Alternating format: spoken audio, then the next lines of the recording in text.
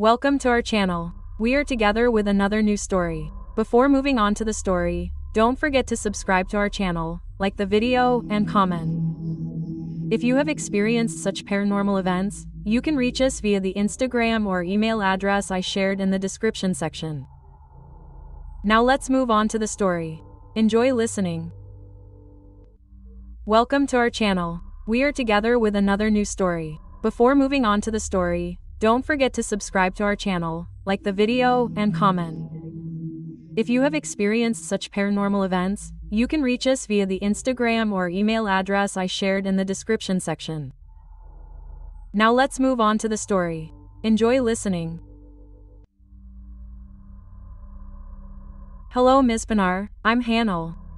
As I promised, I will tell my friend who is married to a demon. This event takes place in a village in one of the big cities in the Aegean. My friend's name is Newman. These events took place when Newman was 18. Newman lost his mother when he was 5. He had no problems other than growing up without a mother. His grandmother was a mother to him. His father was also a very good person. Everything was normal in Newman's life. Until Newman turned 18. When Newman turned 18, the events had started on his birthday. On his birthday, we, his friends, had gathered and organized our own party at Newman's house. Then the doorbell rang. A friend of ours who was closer to the door opened the door thinking that another friend had come to the party. There was an old, incredibly ugly lady at the door. She looked inside for a short while without blinking her eyes. Then she turned to our friend at the door and said, "Newman." Our friend at the door called out to Newman. When Newman went to the door, he looked at the lady meaninglessly. The lady looked at Newman from head to toe without taking her eyes off him. She said, "How old are you?" Newman said, "You're 18 today, auntie. Let's offer you something. If you're traveling and tired, come inside and rest." Quote. The lady left without saying anything with heavy steps. Newman and we couldn't make sense of this experience. But we continued our party. When it was evening, we dispersed to our houses. We met again in the morning. Newman was very sleepy. "What is that birthday boy?" We joked with him saying, "Did you have fun after us too?" Newman said, "No, I swear I had nightmares all the time and I could never sleep properly." We said, "No, I hope it's okay." He said, "Never mind, but I wanted to talk to him privately." Our family was going to take the class. We said, "Sign in on us at the roll call," and Newman and I sat in the cafeteria garden and started drinking tea. Newman lit a cigarette. "Cinle, the lady from yesterday, who is uglier than the Antichrist. I had 3 nightmares. I saw her in all 3 of them," he said. I was surprised. "How the hell? She wasn't that ugly, Newman." "At least," I said, "she wasn't ugly enough to enter your subconscious and play the leading role in your 3 nightmares." "I swear, Hanbel, I don't know. My heart is uneasy," he said, and told him about his nightmares. In the first one, Newman saw his dead mother tied by her hands and feet in the living room of the house. There was a woman on top of her with a stick, beating her, cursing and insulting her. Just as Newman was about to attack the woman, someone suddenly grabbed him by the neck. According to what he said, it grabbed him so strongly that his whole body locked up and he couldn't move. At that moment, the woman turned to Newman. It was none other than the ugly woman who came to the door on his birthday. Newman experienced a second shock when he saw that woman. Then, that woman stopped beating Newman's mother and approached Newman with heavy steps. According to Newman, she had a foul smell worse than a carcass. Newman held his breath. The woman stood face to face with Newman and at a close distance, opened her mouth and started laughing. Tears welled up in Newman's eyes as he told these parts. Instead of teeth, the woman had small snakes the size of teeth in her mouth. Newman screamed and woke up. His father came immediately and said, "Son, what's wrong? Are you okay?" He calmed Newman down. When Newman told him his dream, his father also got upset. He prayed and told him to go to bed. Newman prayed and went to bed. This time, in his dream, he was watching his house from outside at night. The lights in his living room were on. When he looked inside, he saw that ugly aunt, her deceased mother, her father, a woman he did not recognize next to her father, and 2 pitch-black shadows that reached the ceiling. No one was talking. They were just looking at each other.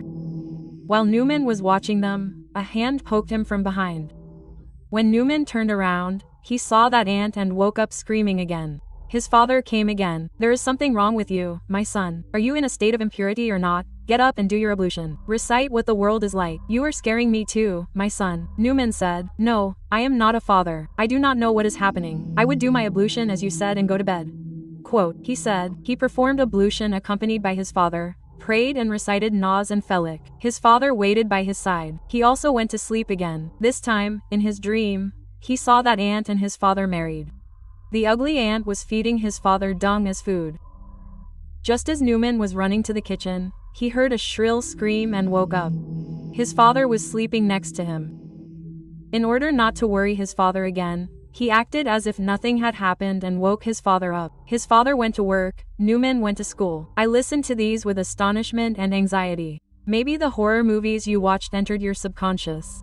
Since the ant yesterday was ugly, your subconscious combined that ant with movie scenes and played a trick on you. Such things happen, don't worry, I said. I tried to distract his mind by opening different topics. Anyway, that day ended somehow. When I came home, I called my grandfather. I told my grandfather the situation exactly as it was. Grandfather, I will let you know. You take care of yourself and your friend, he said.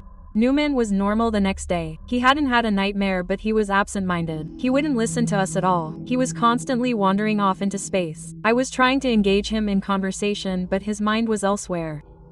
I could actually understand him, but I also wanted to help. Anyway, time passed. That day ended. We went into the houses. If you remember, I said at the beginning of the story that the incident took place in a village in the Aegean. We were in our first year at university. I studied at a university far from home and was staying at a student house. Newman was also studying at a university in his own city but was staying in that village. He would go to university and back every day. He didn't come to school that day. He called but didn't run away. He didn't have his father's number either. We were very worried. I called a few more times but he didn't answer. I thought I would find out his home address from the worst school and go to his house. I stopped calling. Newman called me about an hour later. I answered the phone. Newman, where are you, brother? Are you okay? I said. My child Hanel. I am his father. Newman got sick last night. He had a fever until morning. He kept screaming. We were worried that he was going in and out of consciousness at one point. We intervened. He had difficulty calming down in the morning. He said he is sleeping now. I said, okay, uncle.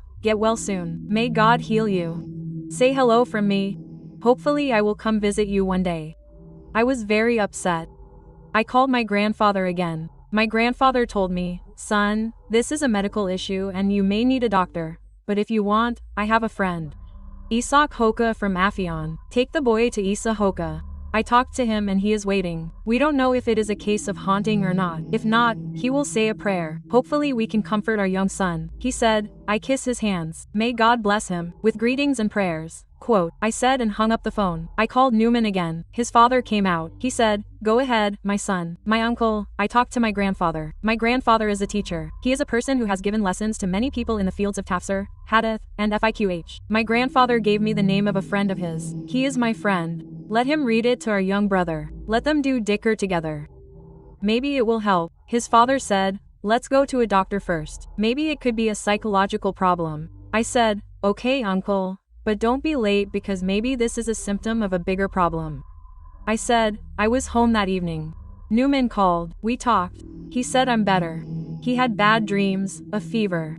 I said, there's something wrong with you. I told him what my grandfather said. I said let's go if you want. He was scared. If it happens again, we can go, he said. It didn't help even if I insisted. Anyway, he came to school the next day but he was like a soul. We were very upset as a group of friends. We talked to him about our troubles but he wasn't with us. Even though he was with us physically, his mind was somewhere else. He finished that day very dull and exhausted. Should I drop you off at your home, Newman? I said, no Hanbel, I'm fine. I'm just very tired, he said. I told him to stay with me. Quote, no, he said. I insisted a lot. I called his father and talked to him. Finally, I convinced him. He came to our house that day and we rented a PlayStation to make a difference. We played a game tournament until late at night. It was good for Newman. We fell asleep an hour and a half before Imsak. Newman slept in my room.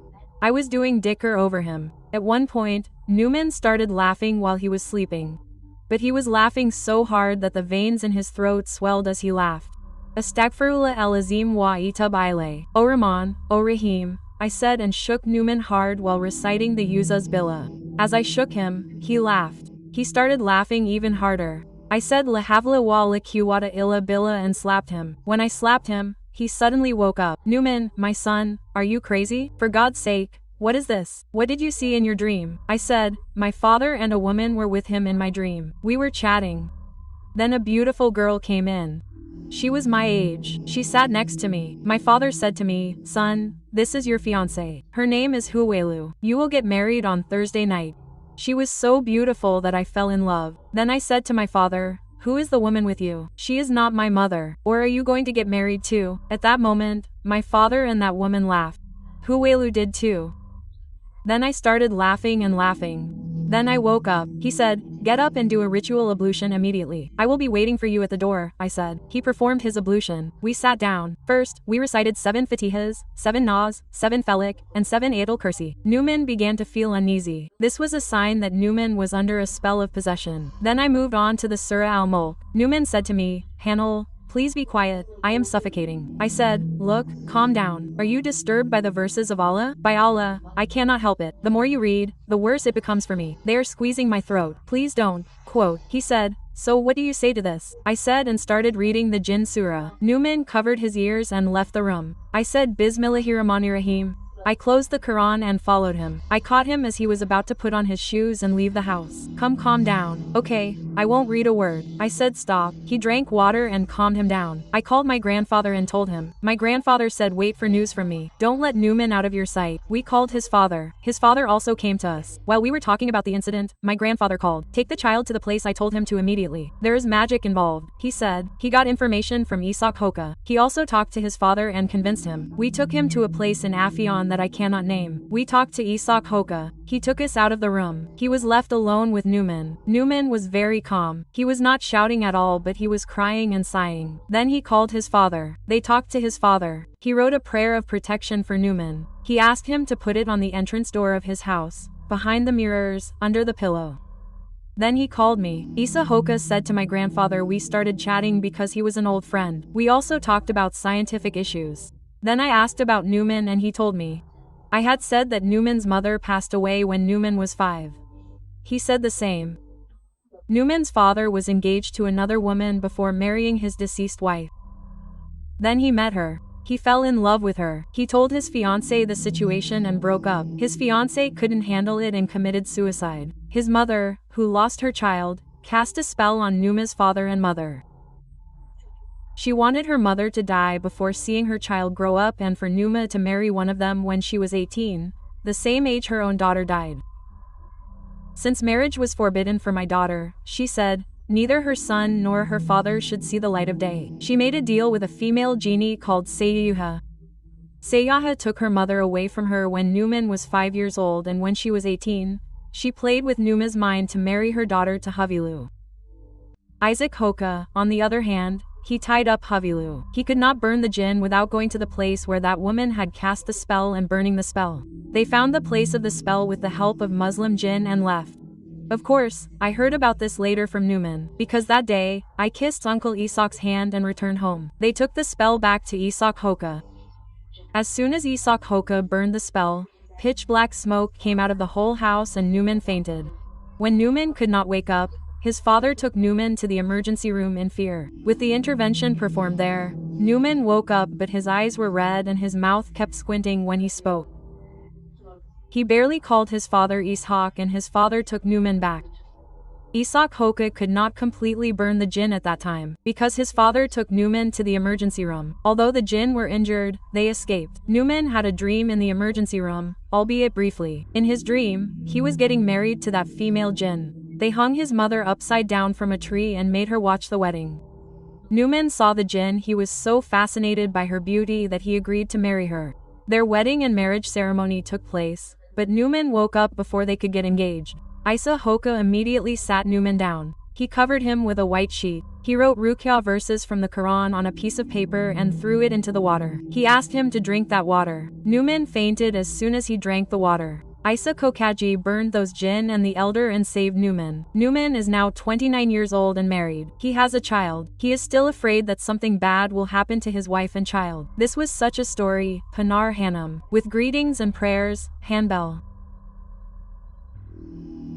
We have come to the end of our story. I would like to thank the person who shared his story. Goodbye until we meet in the next story.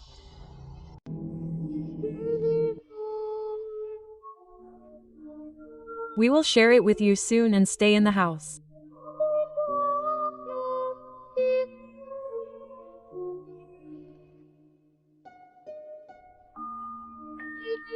Dilly Dillabom Krisid Nochna Tika. On this page, there is no communication.